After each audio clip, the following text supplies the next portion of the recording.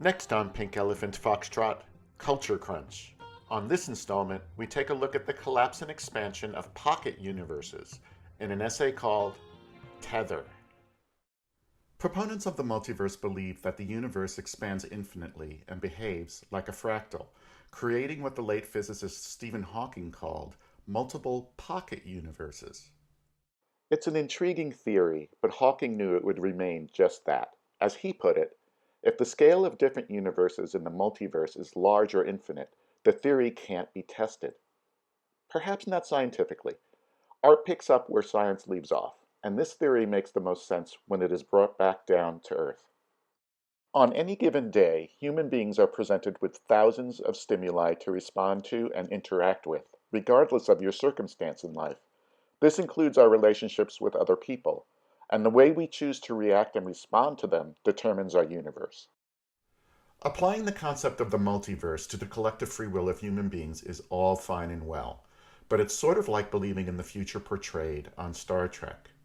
A world with no disease and no hunger without any need for money sounds nice, but more often than not, the pocket universes we find ourselves in are the result of catastrophic contraction.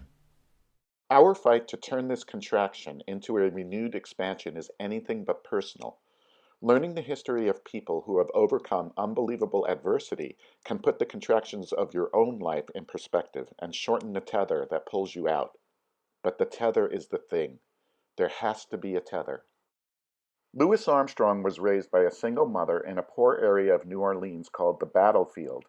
In 1912, when he was 11, Armstrong was arrested on New Year's Eve after firing a stolen gun. He was sent to a reform school called the Colored Waifs Home.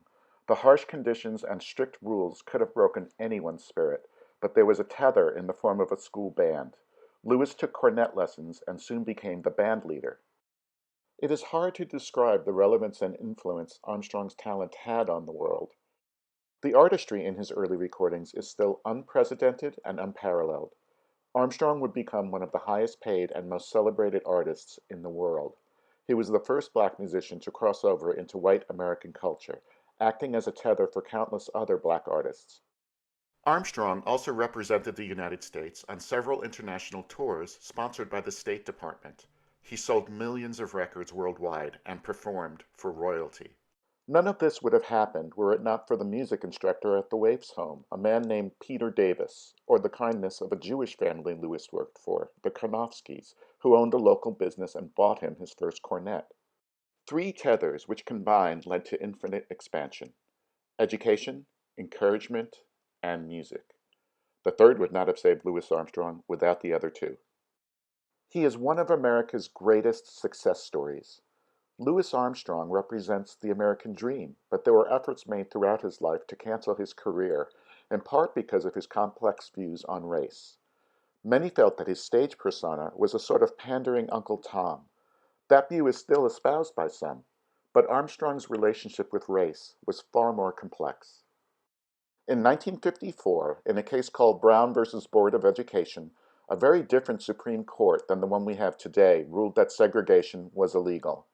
3 years later, in 1957, 9 black students were chosen to integrate into Little Rock Central High School in Arkansas. On September 4th, the students were verbally attacked and spit upon by a racist crowd as they tried to enter the school. As if that weren't humiliating enough, Arkansas Governor Orville M. Faubus had ordered the National Guard to block the entrance, and despite the Supreme Court's decision, the students were not allowed to enter the building to attend classes that day. Louis Armstrong was so upset he canceled his State Department tour of the Soviet Union. Larry Lubinow, then a senior at University of North Dakota majoring in journalism, interviewed Armstrong after the cancellation. Lubinow had been instructed by his editor not to discuss politics, but he asked Armstrong only one question about music before the interview pivoted to what was occurring in Arkansas. Armstrong didn't edit himself. In later interviews, Lubinow said Armstrong called Governor Faubus a no-good MFer, which his editors sanitized to uneducated plowboy. Armstrong didn't have many kind words for President Eisenhower either, and when word of the interview spread, it was very polarizing. Armstrong's anger and anguish were palpable. On September 24, 1957, he sent the following telegram to the White House. It has a White House stamp, so it was definitely received. Mr. President, Daddy, if and when you decide to take those little Negro children personally into Central High School along with your marvelous troops, please take me along. Oh God, it would be such a great pleasure, I assure you. That's the thing about a tether.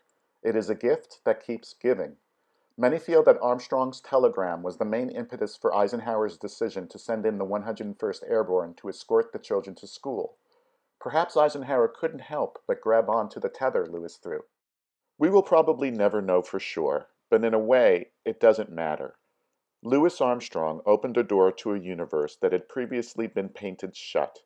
Armstrong's journey and subsequent success was a beacon to other black artists, who would in turn inspire Lewis to write that telegram and open that door even wider.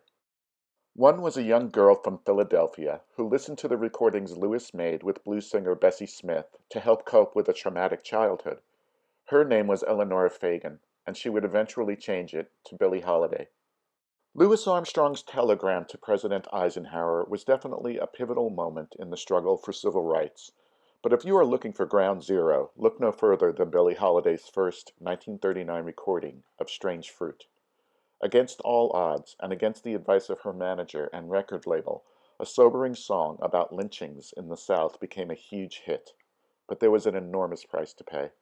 Holiday's unbelievable courage made her quite vulnerable. Childhood trauma is a volatile thing, and it has overtaken so many artists before their time. Getting yanked out of a collapsing universe isn't the hardest part of a renewed expansion. The canyon between the trajectories of Louis Armstrong and Billie Holiday's lives bears this out. The hardest part of infinite expansion in a new pocket universe is coming to terms with the trauma caused by your prior pocket and not allowing it to put a hole in your new one.